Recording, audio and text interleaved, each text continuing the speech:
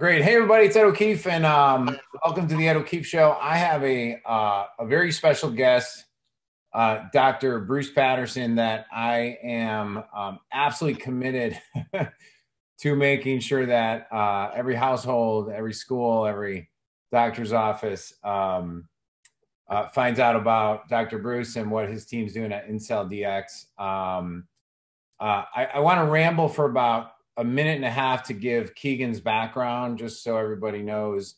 The reason why I asked Dr. Bruce to come on the show is because my wife and I, we have 7 kids. Keegan is our 13-year-old, actually just turned 14. And in October of 2020, got COVID and strep at the same exact time. And kind of did fine for like the first couple of weeks. And then on November 3rd, when she was supposed to go back to school, her head hurt, her brain was foggy, she couldn't function.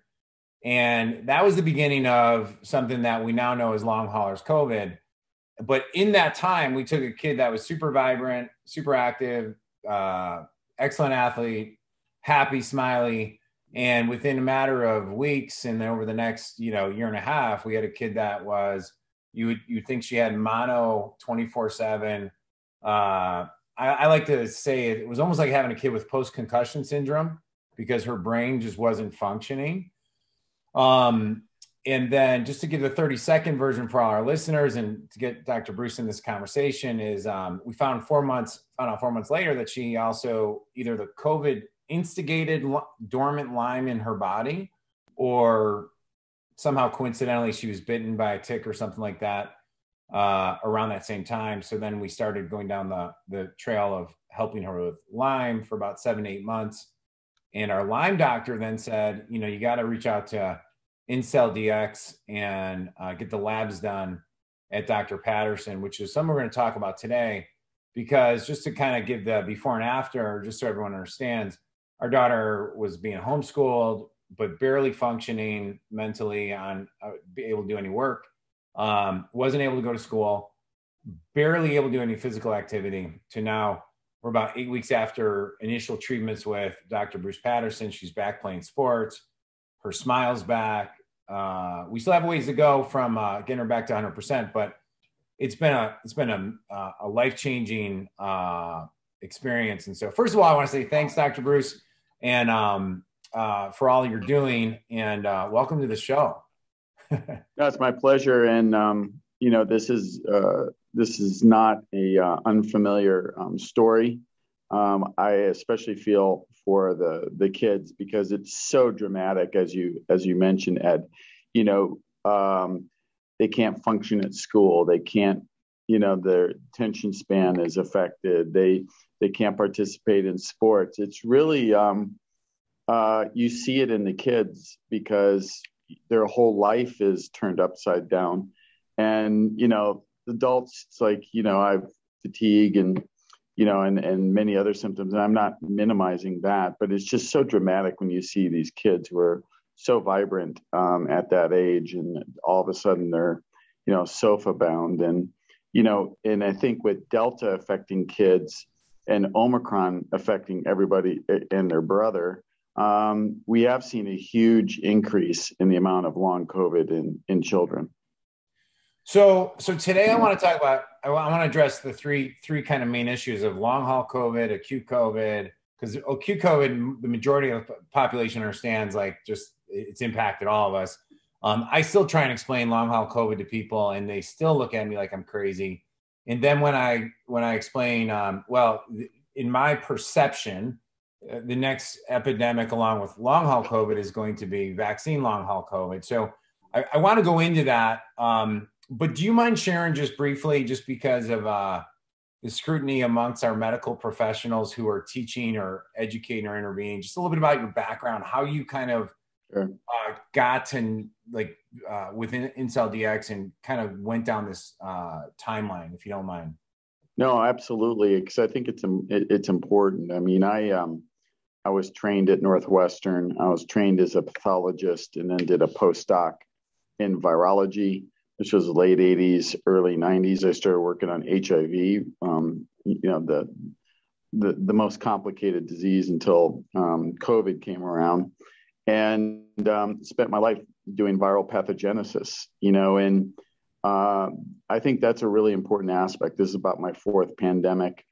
I'm using strategies that we addressed, through these other pandemics. And I think it's really important to set that out because, there's been, these ridiculous articles written about us that we're just some doc in a box, throwing a towel against the wall and seeing what will stick. And that's absolutely the furthest thing from the truth. I've published over 150 manuscripts on viral pathology. I'm one of them. I'm one of the academics. I just happen to be running a company right now. So what we sought out to do from the first, so I was in China in January 2020, the first week, and talking about some new immune profiling diagnostics for CAR T or cancer therapy, when somebody mentioned to me that there was this immune virus. And I said, what's an immune virus? They all kind of affect the immune system. He said, no, this is really bad. And so I saw some of the early data, and obviously it was early kind of cytokine storm data. I said, wow, this is chaotic and absolutely crazy, and obviously very focused on the innate immune system because we had never seen this virus. People had never seen this virus before, their bodies, and so they had no immunologic memory. So, it was a problem from the start. And I said, really, the only way to attack this is how we attack cancer. Cancer is all about precision medicine, where you don't get a cancer drug until you get a diagnostic that says you're going to respond to the cancer drug, right? Because obviously cancer is very, very complicated. Well, SARS-CoV-2, acute and long COVID, are equally as complicated. And the fact that we're not using precision diagnostics to tell us what to do, I think is one of the biggest problems in managing both acute and long COVID. And that's why we sought out, to look at hundreds and hundreds of biomarkers during acute COVID. And then obviously we went on to look at, hundreds and hundreds of biomarkers in long COVID. And then what we did was used AI to say, what's going on here? And it was the summer of 2020 when we first discovered and reported that, hey, these patients have long COVID. And, oh, by the way, it's very, very different immunologically than acute COVID through our algorithms, right? And just telling long COVID patients that, you know what, you have something real, and you have something that's abnormal. And this is not sort of, extended version acute COVID, I think was half the battle, because they were being ignored, ghosted, told that they had mental illness, PTSD, all of this stuff. And the reality was they had something that was significantly abnormal and debilitating. So that was really the start of everything. And we went on from there to say, well, it looks like this is vascular inflammation. Then we asked the question of ourselves, why is there vascular inflammation? It's because there's persistent carrying of the SARS-CoV antigen for 15, 17 months, maybe even 2 years in these long-lived immune cells. And that's continuously stimulating the immune response and causing, obviously, these symptoms. So we've published 4 or 5 papers on this, including an outcome paper on our treatment just recently. So, it's not as if we're doing things in a vacuum and not putting our data out for peer review. And now we have, I think, 4 peer-reviewed articles and 1 in the process of peer review. And there'll be many more this year. Yeah, and it's so interesting, which we'll get to in a moment, on just how the correlation between what you're finding with how you're mapping this out objectively using biomarkers and how you're finding solutions or how the body's mapping out similar to like where it could have the same mechanism of action as like Lyme disease or even all these autoimmune diseases, which we can, I don't want to go, I kind of actually want to define long haul COVID first for everybody. But what I want to share with you is, as a parent going through like what I would consider like the dark night of the soul, or like you feel like you're going through hell because you're trying everything. You're talking to all these accredited doctors at these hospitals in Chicago, and people are looking at you like, well, she needs more water. And we're like, like, are you freaking kidding me? And when people say don't question things and don't do your research, I'm amazed, because if we did, we would have never found you. But the one thing I will say is, I remember emailing Ben Greenfield, who's a friend of mine, saying like, I just wish there was some kind of objective data that we could know, like if while we were giving her every supplement and doing all these alternative protocols. But in fact, we were guessing the majority of the time, and you kind of solved that. So do you mind kind of just defining what long haul COVID is and the difference between acute and post-vaccine long haul COVID, just for our listeners? And this is actually a talk I gave at the big post-infectious immunology conference a couple of weeks ago, where we actually rolled out some new bioinformatics, new AI, because as you know, the symptoms in long COVID, post-Lyme, ME/CFS, fibromyalgia, and now post-vaccination long haulers. Can you say what ME/CFS is, just for everybody? Chronic fatigue syndrome.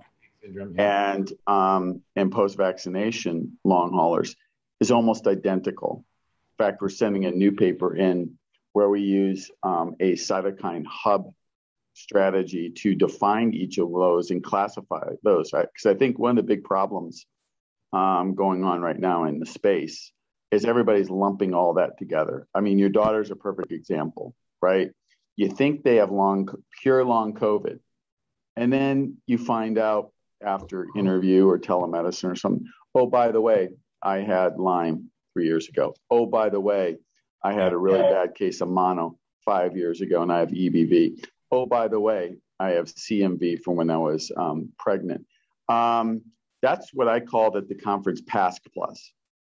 So there's PASC, which is long COVID, and then there's what I call PASC plus, which is this intermingling of these other elements: Lyme, chronic fatigue, the chronic herpes family viruses, not herpes simplex per se, but there's a tremendous intermingling, and all of that has to be taken into account when you're looking at all these different diseases. So we developed a new classification scheme that we're about to submit for publication and presented at this conference, where through these biomarkers and different combinations of these biomarkers, we're able to say, is this pure PASC? Is this pure chronic fatigue? Is this pure post-Lyme? Is this pure post-vaccination? Because that is absolutely critical. Even though we have a set of drugs that works very well on all four of those, there are things that we need to add. So for instance, if it's chronic fatigue and they have active EBV, we'll treat their immune system with our approach, but we'll also give them antivirals, Valtrex, et cetera. And we've done that a lot and seen really great response in the ME/CFS population. And that's the other thing. There was a paper that came out recently on predicting long COVID in somebody who is acute, and included obesity and type 2 diabetes. But the thing that tipped me off was they included EBV. And to me, that said, okay, you just predicted ME/CFS exacerbation, not long COVID, or not pure long COVID. Because I'll tell you what we found and published in acute COVID is that patients who have acute COVID have extremely low CD8 T cells. What does that mean? Well, we all heard about CD4 T cells during the AIDS epidemic, and when they became low, they were susceptible to opportunistic infections. Yeah, I would say in acute COVID, there were some cases where the levels of CD8, and CD4 and CD8 work together. They're extremely important as part of the cellular immunity. And they work together to fight off cancer. They work together to fight off other viral infections. They work to fight off intracellular bacteria. And so they're critical as part of our ongoing immune surveillance and immune system. So we know in AIDS, the CD4s went down and it was a problem.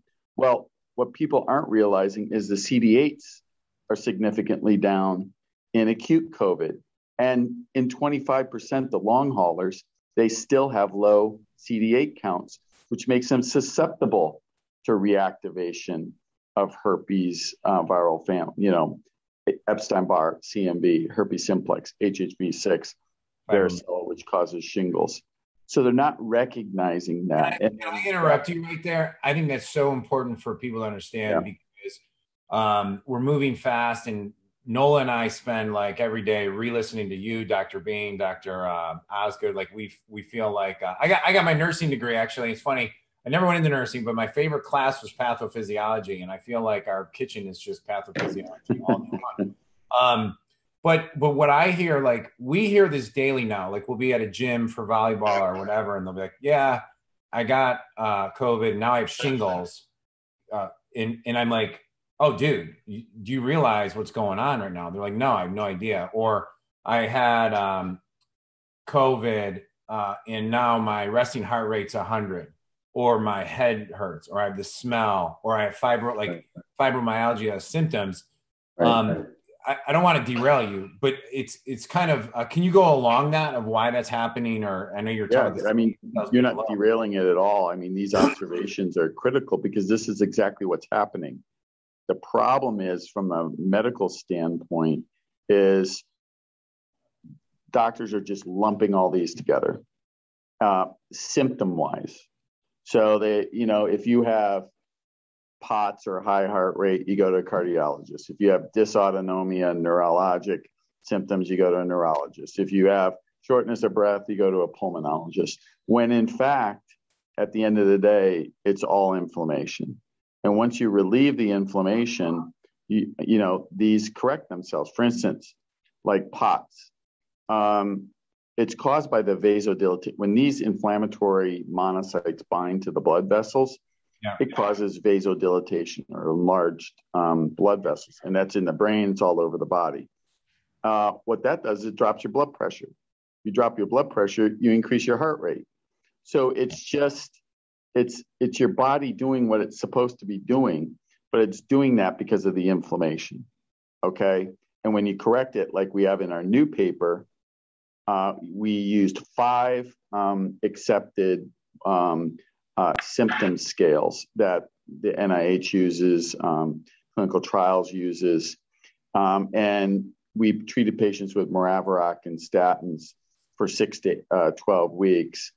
And then every single one of the symptom scores decreased in this cohort of about 20 patients with pure PASC. And they are all statistically significant.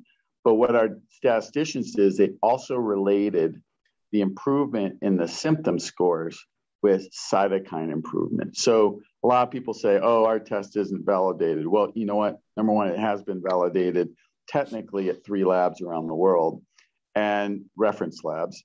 And also this paper validates it clinically, meaning I know for a fact from this data that TNF alpha and interleukin 2 are the 2 cytokines that are driving fatigue. So, and in fact, the p-value on the TNF alpha is 10 to the minus 5th, which is ridiculously powerful. So the correlation between these cytokines and symptoms, we know that if we target the cytokines with drugs that are already FDA approved, improve the cytokine profile or the biomarkers, we know the symptoms are going to follow. And that's the hallmark of our program, is using the data to decide what drugs to recommend to physicians. We don't prescribe drugs. We don't do the testing. So that's the other big misnomer that's been thrown by various rags. But we, that's the data that we use to say from our bioinformatics and AI this is what drugs this patient will respond to. So Yeah. our approach. So interesting. Like, so Noel and I were talking before I jumped on just to kind of get a timeline for us. We'd seen the cardiologist, we saw infectious disease, we saw rheumatologist. We, you know, are in what I really like about how you and how your other doctors talk about why I want to talk briefly about this, but I don't want to go too down this rabbit hole. Is like, we're trained as parents or as people to go to your general physician to get support. And I think you guys have done a nice job of not being critical because the whole medical profession has been just inundated with something that's totally brand new. But right. But this is what you guys do. You've seen 14,000 COVID patients. This is your life. Yeah, now 17,000. 17,000. It just it grows every day. But go ahead. Well, I mean, I just wanted for our listeners to understand is like I mean, we have people close to us that come and like, hey, our daughter has similar symptoms as Keegan. We're like, all right, stop what you're doing and go get your labs tested at covidlonghaulers.com, register, get an appointment. And the fight that a lot of people have, Dr. Patterson, is that they now got to go explain it to their general physician or their pediatrician or somebody to, and it's almost like, not that they're being shamed, but it's like people are ignorant to what is out there as an option, which is why I wanted to have you on this. Yeah. And since we spent so much ridiculous time and money and pain for our daughter, we're trying to shortcut this for people. Right. And again, I think it's not a criticism. This is one of the most complicated diseases I've ever seen in 30 years of pathology. And, you know, it's understandable. I think the one thing that, you know, I am somewhat critical about is if you don't know, don't say that something doesn't work or something's not legitimate. Just pass it off. For instance, you know, I may be, you know, long COVID, you know, our team may be a long COVID expert, but I go home, you know, and my wife's shoulder's completely messed up. And I'm like, I don't know what's going on. That's not what I do. And I sometimes I feel like a fool because I don't know it because I'm a physician, but it's like orthopedics is not my thing, you know, and I'm willing to pass that off or find the best possible physician to fix that. Yeah. But I certainly don't, you know, poo-poo that some surgeon wants to do X, Y, and Z because I have no idea what works and what doesn't work. So I think it's just this general non-belief that for some reason, and I've noticed that in my 30 years of medicine, is that when anything new comes out, new publication, whatever, the first kind of reflex to something new coming out is, oh, I don't believe that, or that's not true, or that can't be true. And you almost feel like saying, okay, what do you got? You know, we don't. But, you know, we just, like I said, since I got back from China in January 2020, I literally have had my head down working 24/7 with very little time off, very little breaks. And yes, it is difficult when you see a rag publish something that is so completely untrue. Not to mention, very few people understand our process, which is we use precision diagnostics run by FDA and CLIA approved labs. We do telemedicine with all licensed, you know, physicians. We make recommendations. We don't prescribe any drugs. We make recommendations in collaboration with their primary care physicians. Primary care physicians manage the patients. We continue to manage their immune system through diagnostics. And then we're just about to come out with our own ImmunoWatch, which will allow you to score symptoms and track some of the vitals, heart rate, O2, you know, heart rate variability, et cetera, to be able to be informed about where you stand symptomatically as opposed to just, you know, talking about it on a telemedicine. And then ultimately, we're going to control the drug so we can reduce the price of some of the drugs that we use and offer them as generics. So that's our business model, which is absolutely unique. There's really nothing like it. And anyone who thinks that they really understand the nuance of what that is, or they'll write articles without even talking to us, there's no possible way they could understand what and how we do things. So, but that's neither here nor there. Yeah, exactly. I think the important thing is getting a message out. Yeah. So let's, I know we only have a short amount of time together, so I want to make sure I have a few specific questions that I wanted to tackle. So the S1 protein, and I wanted you to see if you can help, like when people ask, well, why is this happening? I thought, is it Dr. Osgood, when you were on the Dr. Drew show, which I thought was a great coupled interview, he explained, imagine you go to a street corner and you're going to get jumped by a bunch of bad guys. So you pull out your cell phone and you call in reinforcements to blow up the corner, right? And to save you. The problem is that the next day your cell phone calls 3 more people to go blow up the corner, but the threat is now gone, right? Which is the metaphor is the inflammation just keeps storming the body. Yeah. And the other metaphor or analogy on long haulers COVID, which I want you to clarify this, because this is me sharing these stories to people, is that you take your garbage bag, you stick it in a closet, you lock the closet, and then what happens is it starts rotting and spewing into the house, but nobody can go in and clean it out. So those are the 2 analogies I'm using to kind of explain long haul COVID in a very 101 basic level. So I'm going to pass it over to you to kind of explain why this is happening and clean up my analogies a little bit so I can help more people. Yeah, I think that's a really good start. I think the long and short of it is there's these cells in the blood that are like, I think they're like viral garbage cans. I showed back in the 90s that in the early 2000s that we could infect these cells with HIV. Then I published a paper in 2009 showing that these cells contained actively replicating hepatitis C. And they had the ability, like Pac-Man, to kind of engulf foreign junk, garbage, if you will. And that's exactly what they're doing.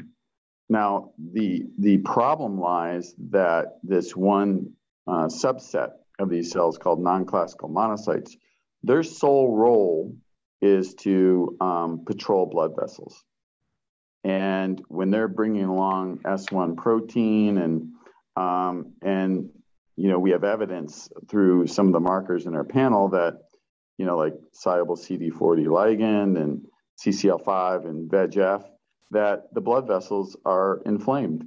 And they're inflamed because these cells bind to the blood vessels with the S1 protein and cause the inflammation. So what we're doing is two things. Can I interrupt real quick? So the S1 protein is coming into the body through either SARS-CoV, the virus, or is it also being injected in when people are getting the vaccine? Yes. Okay. And we have a paper ready to go that shows almost identical pathogenic mechanism where they have a very similar immune profile by AI. And we did isolate these cells and do very fancy mass spectrometry on these cells to show that they too contain the S1 protein months and months and months after injection or after infection. I mean, they're very, very similar. But our new classification scheme can actually sort through some of the subtle differences and correctly classify those. But yes, long and short of it. But what happens is these white blood cells, basically these dying respiratory cells with virus, they basically gobble them up, and then they contain the protein and maybe even some RNA which degrades, and then they continue to contain protein and express protein, and so that the immune system thinks the virus is still there when in fact it's not. And then we did whole genome sequencing to determine that there's just RNA fragments. So there's a lot of studies that show, oh, we found RNA in this tissue, that tissue, in long COVID, and oh, it must be, continuous replication. Well, there's a big stretch between pieces of RNA being there and the ability to make a new viral particle, right? And that's what we're saying, is that they're using techniques that look for small fragments. And of course, we found small fragments. The good news is we did whole genome sequencing so that we could say these fragments aren't in an organization where they could create a new virus. So it's not replication competent. And we're continuing to do that work on tissue right now. But yes, that's the problem, is you have this huge garbage can, like that Pac-Man guy going around scooping up foreign stuff. And it's long-lived. And there's papers out in Lyme that show that the cell wall, the bacteria, is contained within the same cells. And that's spread all over the body. And that's probably the source of the Lyme inflammation and why they're responding to the same drugs that we're using for long COVID. So it's really fascinating how it's coming together. And for the first time, these very disparate conditions, fibromyalgia, chronic fatigue, post-Lyme and long COVID, we're bringing together through analysis of their immune profile and sophisticated statistics to show exactly what's going on, to classify them correctly, and to treat them appropriately. Yeah. Do you mind, just in a few minutes left, going through like the protocol and treatments that or however you want to go through it, like what treatments are you finding are finding success? Where is there still room for opportunity? And then how could people reach out? That's probably my last three questions.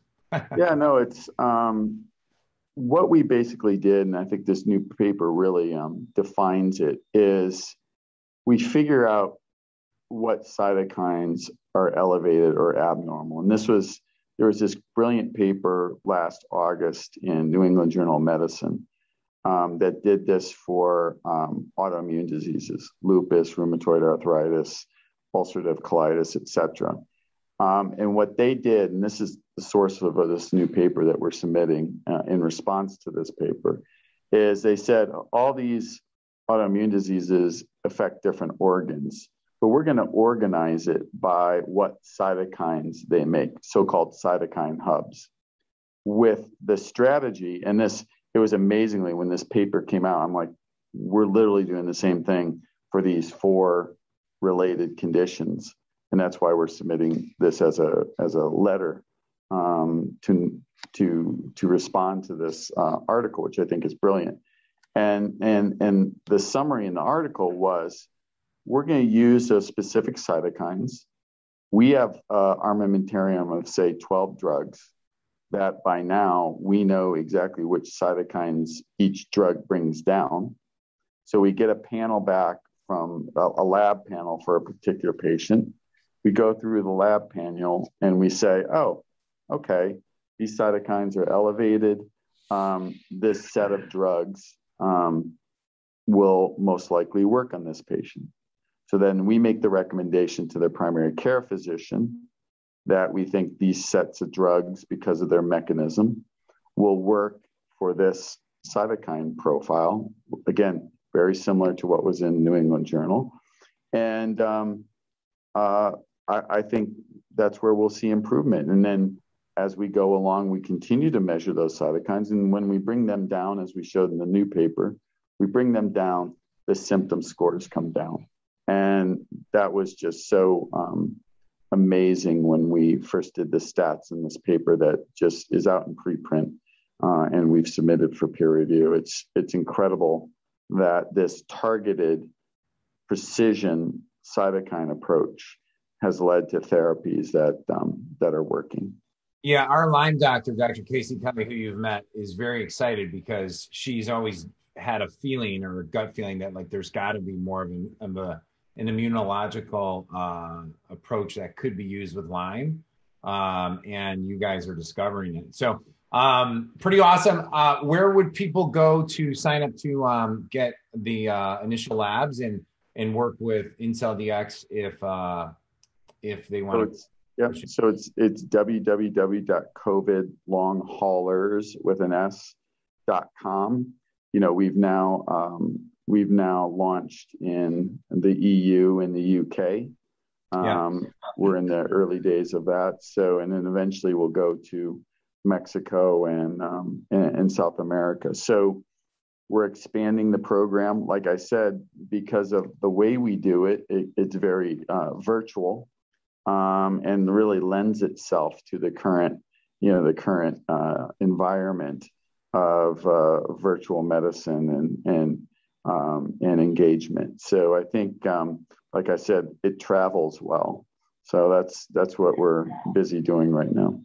Well, I know you guys are slammed and you've been generous with your time today. I'm gonna tell you that this is gonna be part one. I'm gonna bring you back on in 6 months, because I know we'll be able to share an update where Keegan's at, and hopefully send a lot. I already know I've sent people your way, and we're in so many, just for people listening, we're in so many COVID long hauler groups and line groups, and you see the desperateness on parents, and we're just really trying to get this message out. And I remember laying in bed with Nola before Keegan started your protocol. I was like, if this works, I will it'll be my personal mission to make sure that the entire world knows about Dr. Patterson and what they're doing. Because that's where we were at in our, the depths of despair when your child's sick. It's just unlike any other experience. It really is in children, especially. I mean, it's just so poignant, what they're going through and where they can get to ultimately. All right, awesome. Well, I'll let you go. Thanks, Dr. Bruce. We're always here to support you. Pleasure. Thank you. Appreciate it. Thank you.